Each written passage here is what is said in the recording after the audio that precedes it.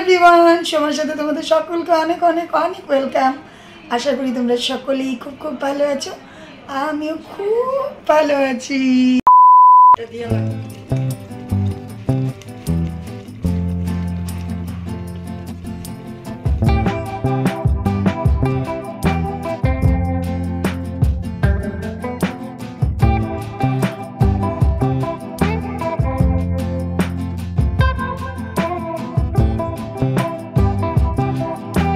আজকের ব্লগটা শুরু করেছি ঘর থেকেই। একদমই গরম, আজ প্রচুর রোদ উঠেছে। ঘুম থেকে উঠেই রোদ দেখে একদম ভালো লাগছে না কিছু খেতে, তো আমার কিছুই ইচ্ছে করে না। তোমাদের কাদের কাদের রোদে গরমে খাবার ইচ্ছাটা কমে যায় একটু জানিও আমাকে। আমি খেতেই পারি না, যতই সুস্বাদু খাওয়া হোক আমার গরমে খেতে ইচ্ছে করে না। এই জাস্ট এতটুকু ডালিয়া নিয়ে বসেছি, দেখতে পাচ্ছ তো, এখানে বোধহয় 3 থেকে 4 চামচ হবে। আমার একদম খেতে ইচ্ছা করে না। তো ওদের জন্য, ছেলে মেয়ে ওদের জন্য সব রেডি করে রেখে দিয়েছে। আমি জাস্ট এই দীক্ষিতে এসে মালপোয়া দিয়ে গেছি কতগুলো। এখন মালপোয়া টালপোয়া কিছু চলবে না, এগুলো রেখে দিব। এগুলো বিকেলে চায়ের সাথে যদি খাবো। আর এই যে মাও সেম অল্প করে নিয়ে বসেছে, আমি আর মা খাচ্ছি। এখন বর্তমান ঋষি সৃষ্টি ওরা কেউ আসেনি খেতে। এদিকে ফোনও এসে গেছে কার। সকালবেলাটা আমাদের হুলস্থুলের মধ্যে যায়, তাই আমার ব্লগগুলো সকালে সুন্দর করে আমি করতে পারি না। মার এদিকে ফোন আসবে, এদিকে আমার ফোন আসবে, প্রচুর ফোন আসবে আমার ক্লায়েন্টেরও। তো এখন তো যেহেতু দুর্গাপূজা, আমার তো হবেই, ফোন না আসলেও মনটা খারাপ লাগবে। সব ক্লায়েন্টরা ফোন করবে, আজকে আসবো কালকে আসবো। তো যাই হোক, ওরা 2 পর্ব করে আসে। প্রথমে এসে চুল কেটে যায়, তারপরে আবার পূজার আগটা দিয়ে এসে মুখটা ঘষা মাজা ফেসিয়াল টেসিয়াল করে যায়। যাই হোক, এখন চলো ব্রেকফাস্টটা করে নিই, তারপরে তো আমি একটু সবুজের সামনে যাবই। কিন্তু আজকে সবুজের সামনেও ভালো লাগবে না, এখন প্রচুর রোদ, ভয়ানক রোদ উঠেছে, মনে হচ্ছে বাঘের চোখ। এটা আমার মা বলে, যখন কড়া রৌদ্র ওঠে মা বলে বাঘের চোখের মতো। তো এটা কি বানিয়েছে? মা বানিয়েছে। এটা বলো তো কি? হ্যাঁ, এটা মাই বলবে, বলো। কালকে অনেক ডাল ভাত ছিল, ওই ডালটার মধ্যে তেঁতুল, মিষ্টি, গুড় দিছি, গুড় আর কি।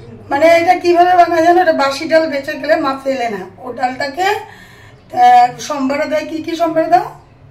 একটু রসুন, একটু পেঁয়াজ ভাজা ডালটা দিছি। তারপরে এটা শুকাইলাম, তেঁতুল আর গুড় এইসব দিয়ে এটা মিষ্টি মিষ্টি ঝাল ঝাল কাঁচা তেল দিয়ে দিলাম। খুব ভালো লাগে, খাইয়া দেখবা একবার খেয়ে দেখবে। সাথে কাঁচা পেঁয়াজ নিবে, আরো স্বাদ লাগবে। আর যারা ঝাল খেতে পছন্দ করে তারা একটা কাঁচা লঙ্কা দিছি এটার মধ্যে। হ্যাঁ আসো যায়। তোমাদের দাদাভাই এখন যাচ্ছে খাওয়া দাওয়া। দাদাভাই এইসব খাওয়া খায় না। এই যে হ্যাঁ, দাদাভাই আজকে একদম বিজি হয়ে গেছে, আজকাল ঘরে থাকেই না। দাদাভাই এখন যাচ্ছে। আর এই রান্নাটা তোমরা অনেকে বলবে যে কি, সত্যি এটা আমাদের খুব টেস্ট লাগে। আমি মা খুব তৃপ্তি করে খাই, আমার নাতনিও খায়, আমার মেয়েও খুব ভালোবাসে। তো কিন্তু রেসিপিটা কি শেয়ার করবো বলেই তো দিলাম। বাসি ডাল বাছলেই ওই ডালটাকে শুকিয়ে দিবে, জলটা যাতে চলে যায়। আর এটা খুব টাইটও করতে পারো, কিন্তু আজকে আমি মাকে বললাম টাইট করো না বেশি। তো ওটার মধ্যে একটু রসুন পেঁয়াজ কুচি করে দিয়ে, তারপর তোমার কাঁচা লঙ্কা, তেঁতুলগুলো, একটু তেঁতুলটাকে গুলে রেখো, তেঁতুলটা সব মিলিয়ে একটা চটপটো একটা রেসিপি হয় আর কি। ওটা তুমি ভাত দিয়ে মেখে একটু সঙ্গে কাঁচা চাল নিলে, আর এক টুকরো কাঁচা পেঁয়াজ, আর যদি দরকার পড়ে একটা কাঁচা লঙ্কাও নিতে পারো, জাস্ট দারুণ লাগে। এইসব খাবারগুলো 5 স্টারের খাবারকেও ফেল করিয়ে দিতে পারে যদি মুখে রুচি না থাকে। খেয়ে দেখো। তো চলো, এখন স্নান করে এসেছি। আর এসে আজকে রান্না কি হয়েছে সবটাই তোমাদেরকে দেখাবো। জাস্ট এটা হচ্ছিল, মা এটা করেছে।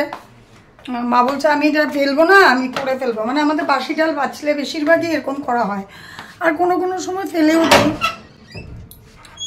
দেখো আজকে কেমন রোদ উঠেছে।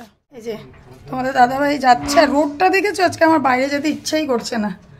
আজকে আমার গাছগুলোর সামনে আমার যাওয়া হয়নি। সবগুলো গাছই গরমে একদম। কিছু কিছু গাছ আমি এই সাইডে নিয়ে এসে পড়েছি, এই সাইডে যেহেতু একটু ছায়া পড়ে এই সাইডে নিয়ে এসে পড়েছি। তো এখন আবার আমার পার্লারে একজন ক্লায়েন্ট আসবে, ও হেয়ার কাট করবে আর হেনা করবে। তো হেনাটা রেডি করতে হবে আমার। দেরি করবে না বেশি?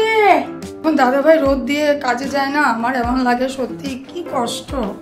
মেয়েদের কষ্ট 100 বার, মেয়েদেরও কষ্ট আছে 100 বার মানে, কিন্তু ছেলেদের কষ্টটাও কিন্তু মারাত্মক। এটা আমি সবসময় একটা মেয়ে হয়ে বলি যে ছেলেদের কিন্তু কষ্টটা একটু অন্যরকমই। মানে ওরা যদি কাজে না যায়, আমাদের যেরকম একদিন ধরো আমরা যদি একদিন রান্না না করি কোনো মতে চলে যাবে সিদ্ধ ভাত ডাল ভাত খেয়ে, কিন্তু ওদের কিন্তু কাজের যেতেই হবে, রোদ থাকুক ঝড় থাকুক যাই থাকুক। তো এই জায়গাটাতে আমি ছেলেদের প্রবলেমটা বুঝি, মানে ওদের উপরে কিন্তু আমাদের বার্ডেনটা পুরো থাকে, মানে ঘরের ছাদটাই নেই। সবাই তোমরা জানো, অনেকেই বলবে যে মেয়েরাও তো কাজ করে, যেই মেয়েরা কাজও করে ঘরও সামলাচ্ছে তাদেরকে তো সেলিউট করি, কিন্তু বেশিরভাগ ছেলেরাই তো বেশি খাটাখাটনিটা করে। তো ওই আর কি বললাম, কথাটা ভুল বুঝো না, কথাটা ভেবে দেখো আমি কি বলেছি। মানে মেয়েরা করলে মেয়েরা তো সবসময় উপরে আছে, কিন্তু ছেলেদেরটা যেমন ধরো আমি ঘরে আছি, আমার ক্ষেত্রে আমি কথাটা বললাম, আমি ঘরেই একটা পার্লার সামলাচ্ছি, ঘরের মধ্যেই খাচ্ছি দাচ্ছি পার্লারে কাজ করছি, আর দাদাভাই বের হতে হয়েছে কোথার থেকে কোথায় যেতে হবে, ওই সূত্রে কথাটা বললাম। এখন আমি হেনাটা রেডি করবো, সব কিছুই নিয়ে নিয়েছি, এখন রেডিটা করবো। তোমরা সবাই জানো হেনা রেডি করতে, তাও বলছি যে রাতে কালকে ভিজিয়ে রেখেছিলাম। এটার মধ্যে একটু জল নিচ্ছি, খুবই আগে স্মুথ করে নিলাম। এখন এখানে দিব গোল লেবুটা হলে ভালো হয়, কিন্তু গোল লেবুটা ছিল না, রস লেবুই দিচ্ছি।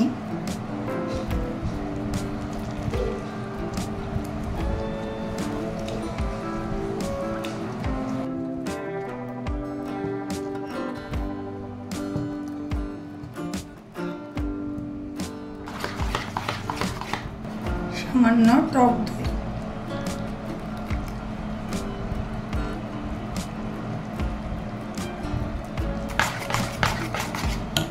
Coconut oil.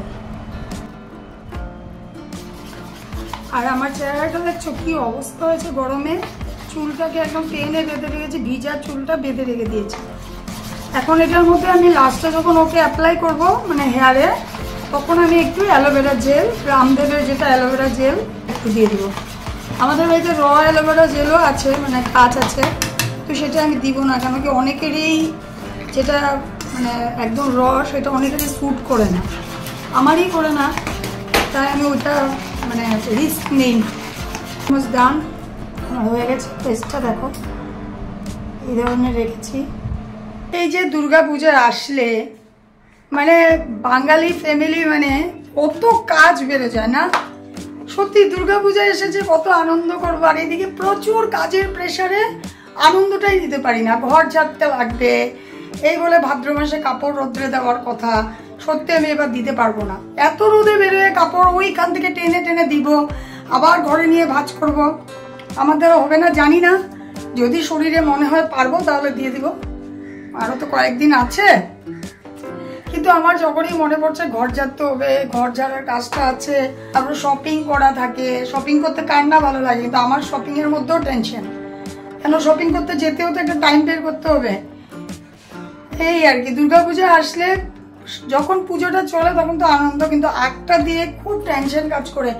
সবার হয় কিনা জানি না, আমাদের ঘরে কিন্তু দুর্গাপূজা আসলে একটা প্রেশার পড়ে যায়, যে সবচেয়ে বড় প্রেশার হয়েছে ঘরটা ঝাড়া। ওরকম ঘর হতো, যদি বিল্ডিং ঘর হতো, ওরকম নিট অ্যান্ড ক্লিন ঘর হতো তাহলে হয়তো একটু কম হতো, কিন্তু আমাদের যেহেতু আসাম টাইপের ঘর, অনেক পুরনো ঘর, তো ঘরগুলো খুব নোংরা হয়ে যায়, এগুলো পরিষ্কার করতে কিন্তু খুব কষ্ট হয়। জাস্ট পার্লার থেকে ক্লায়েন্ট গেলো, দেখতেই পারছো আমি গ্লাভস পরে হেনা লাগাতে পারি না, হাত দিয়েই লাগিয়েছি, হাতের অবস্থা নেই, আর এখন পুরো ঘেমে চুবো হয়ে গেছি পুরো, কেন কি আমার পার্লারে তো এসি নেই, হেয়ার কাট করার সময় না আমার ওই ফ্যানটা অফ করে নিতে হয়, আমারও কষ্ট হয় ক্লায়েন্টেরও খুব কষ্ট হয়। তো এখন ক্লায়েন্টটা চলে গেছে, হেনা টেনা লাগিয়ে দিয়েছি, পাশেই থাকে তো চলে গেছে, ঘরে গিয়ে ওই চুলটা ধুয়ে নেবে। আর এখন ভাত বেড়ে ফেলেছি, পুরো রোদ আসে দেখো, তার জন্য পর্দাটাকে টেনে দিয়েছি এখানে, তাও রোদটা দেখো কিরকম করে পড়ছে। আর এদিকে হয়েছে আজকে এই গরমের মধ্যে চিকেনটা হয়েছে বাঁশকরুল দিয়ে, তোমরা চেনো কিনা জানি না, অনেকেই চেনো না অনেকে চিনবে, বাঁশের করুল দিয়ে চিকেন করা হয়েছে। আর এদিকে হয়েছে ডাল, আর ওই যে ডাল শুকনো বানিয়েছিল সেটা কাঁচা পেঁয়াজ দিয়ে নিয়েছি, পাবদা মাছের ঝোল যেটা তোমাদের দাদা ভাইয়ের জন্য করা হয়েছে, আর আর রাতে যদি দাদাভাই খেয়ে মানে মনে হয় যে আমরাও খাবো তাহলে খাবো, কারণ চিকেন হলে আর মাছ খেতে ইচ্ছা করে না। এটা কে চিনতে পেরেছ? এটা হয়েছে সোমার সাথে তোমাদের দিদিভাই, সোমা দিদিভাই। আর এটা আমাকে গিফট করেছে কে দেখবে না? এত সুন্দর একটা ড্রয়িং, তোমরা ঠিক করে তোমাদেরকে দেখাতে পারছি না, এত সুন্দর একটা ড্রয়িং আমাকে গিফট করেছে আমার, এই যে দেখো খুশি স্বীকৃতি। তোমরা অনেকেই চেনো ওকে, খুশিকে। ও আমাকে আজকে এনে আমার মেয়ের কাছেও টিউশন করে, তোমরা জানো, তোমরা টিচার্স ডে ব্লগটা দেখেছিলে, তো এসে বলছে পিপি এটা তোমার জন্য আমি ড্র করেছি।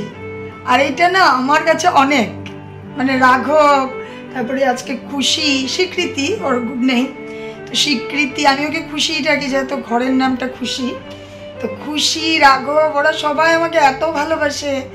আমার কাছে এগুলো অনেক অনেক পাওয়া। আমি এইটা তোমাদেরকে না দেখালে হয় না, তাই আমি একটু ভাবলাম যে ও পড়তে এসেছে, পড়া রেখে এখানে আমার কাছে দিতে এসেছে। বলছি দাঁড়া দাঁড়া ভিডিওটা করে নেই, কে দিয়েছে এত সুন্দর একটা আর্ট, দেখাতে হবে তো। তো তোমরা কিন্তু জানিও হ্যাঁ, যে একটা বাচ্চা মেয়ে, কোন ক্লাসে পড়ো জানো তুমি? 3তে পড়ে, এত সুন্দর একটা আর্ট করে আবার লেখাটা পড়ে তো আমার মন একদম খুশখুশ হয়ে গেছে।